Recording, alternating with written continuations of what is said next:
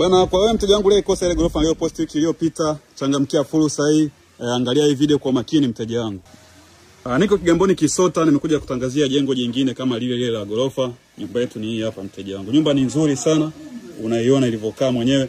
Nyumba ina vyumba vitano, vyote ni master bedroom, na maanisha kwamba vyote vina choo ndani mteja wangu. Nyumba imesimama na imenyooka kama lula. Hii hapa. Mjengo wetu hapa, mjengo mzuri sana.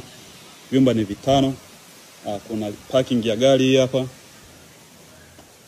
Nyumba ya kisasa sana tajiri. Juu kuna vyumba vitatu, chini kuna vyumba viwili. Juu kuna sebule na chini kuna sebule. Unaweza kaamua pumzike wapi unapojisikia kupumzika wewe mwenyewe. Ni Kigamboni Kisota kwa washua tajiri. Mtaa mzuri sana, mazingira mazuri sana. Nipigie simu chap chap kabla hujawaiwa. Nyumba iko mtaa mzuri sana, mtaa rafiki sana tajiri.